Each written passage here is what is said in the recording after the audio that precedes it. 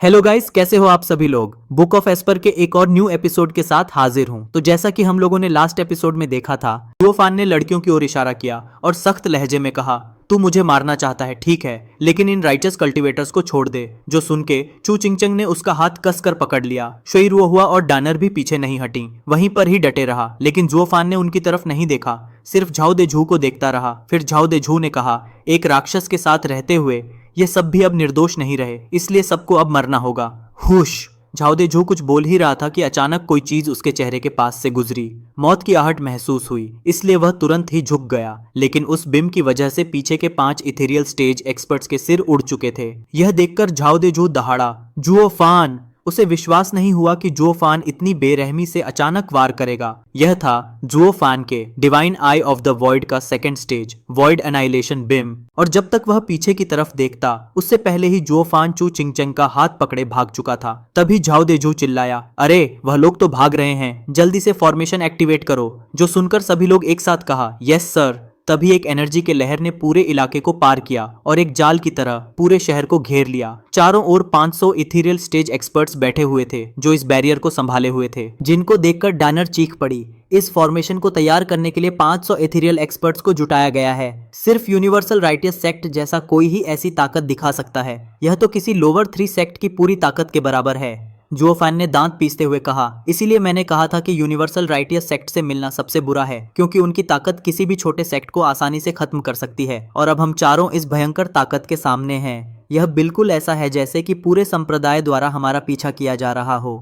जो सुन के डेनर डर गई। फिर उसने पूछा, ब्रदर जुओ, तो फिर अब हम लोग क्या करें। जुओफान मुस्कुराया, चिंता मत करो, मैं वादा करता हूँ जब तक मैं हूँ तुम सब सुरक्षित हो। फिर अपनी divine eye of the void का second stage void annihilation beam छोड़ देता है, जिससे एक जोरदार एनर्जी वेव निकली और सीधा जाकर बैरियर से टकराई, जिससे उस फॉर्मेशन में एक छेद बन गया। और जबकि जुओफान ने उनकी सोल फॉर्मेशन के अंदर छेद किया है, इस वजह से वहां के कुछ लोगों की सोल डैमेज होती है और वह लोग खून थूकने लगते हैं। तभी जुओफान तुरंत वहां पहुंचा और अपनी किलिंग लेग की ताकत एक्टिवेट करते हुए उसमें अपनी गोस्टी ड्रैगन क्लॉ का इस्तेमाल किया और एक जबरदस्त घूंसा मारा, जिससे वहां का बैरियर टूट गया। और जुओफान अपनी पर्पल लाइटनिंग का इस्तेमाल करके उस फॉर्मेशन के अंदर एक बड़ा होल करके बाहर चला आता है, जिससे वहां के कई एक्सपर्ट्स खून थूकते हुए गिर पड़े, क्योंकि वहां पर उनके सोल को भारी नुकसान पहुंचा है। तभी जुओफान ने चू चिंगचेंग का हाथ पकड़कर चिल्लाया, भागो। जिसके बाद चारों उस गैप से निकलकर हवा में उड़ गए। जो देखकर जाओ देजू घबराते हुए बोला, धिक्कार है, इस बच्चे के पास तो सच में ऐसी कमाल की ताकत है जो सीधे बैरियर को ही निशाना बनाती है।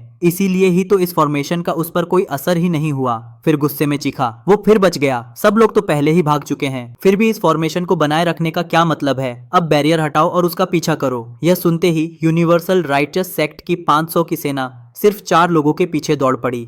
थोड़ी देर बाद डेनर घबराकर बोली, ब्रदर जुओ, वो लोग बहुत पास आ चुके हैं, अब हम क्या करेंगे। जुओफान ने गंभीर होकर कहा, बस उड़ते रहो और पीछे मत देखो, एक पल की भी चूक से मौत हो सकती है। जो सुनकर डानर उड़ने पर ध्यान देने लगी। तभी जुओफान ने चू चिंगचेंग का हाथ पकड़ा और पूरी ताकत से उड़ने लगा और इसके साथ साथ चिंगचेंग से कहने लगा, पीछे मुड़कर मत देखना, याद रखना चाहे कुछ भी हो जाए, आगे बढ़ते रहो और पीछे मुड़कर मत देखना। तभी अचानक चिंगचेंग को अपना हाथ खाली महसूस हुआ। जुओफान रुक गया था, जिसे देखकर शुई रुओहुआ और डनेर ने पीछे देखा और चिल्लाई, जुओफान। उसी पल जुओफान चिल्लाया, मत रुकना और याद रखना, पीछे मुड़कर मत देखना, पूरी रफ्तार से आगे बढ़ो और उड़ जाओ। शुई रुओहुआ ने भी पीछे देखा और उसी क्षण समझ गई कि जुओफान अब क्या करने जा रहा है। चू चिंगचेंग की आंखें भर आईं, लेकिन उसने दांत भींच लिए। फिर उसने दोनों लड़कियों को और तेज उड़ने को कहा। जो देखकर शुई रुओहुआ ने भारी आवाज में कहा, क्या तुम सच में उसे अकेला छोड़ रही हो किंगचेंग? क्या अब तुम्हें उसकी बिल्कुल भी परवाह नहीं हो रही? वह 500 एक्सपर्ट्स और एक सोल हार्मनी कल्टीवेटर से अकेला लड़ने जा रहा है।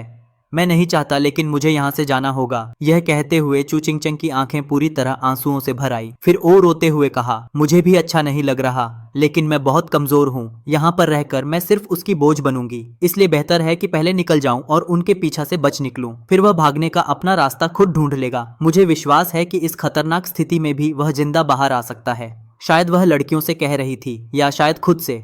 सिर्फ अपनी उम्मीद को जिंदा रखने के लिए। लेकिन वह अंदर ही अंदर जानती थी कि यूनिवर्सल राइटियस सेक्ट की ताकत लोअर 3 सेक्ट को बहुत आसानी से खत्म कर सकती है। यहाँ पर जुओ फैन के चांस बहुत कम थे। लड़कियां उसके लिए सिर्फ दुआ कर सकती थीं, लेकिन दिल के किसी कोने में वह जानती थी जुओ फैन का पीछे मत देखना कहना आखिरी अलविदा जैसा था। लेकिन वह कुछ भी नहीं कर सकता। इस गुस्से में उसने होंठ काट लिए जिससे खून बहने लगा। फिर भी वह उड़ती रही। तभी शोई रुओ हुआ ने उसका हाथ और कसकर पकड़ लिया और उसे बोला, चिंता मत करो बहन, वो ठीक होगा।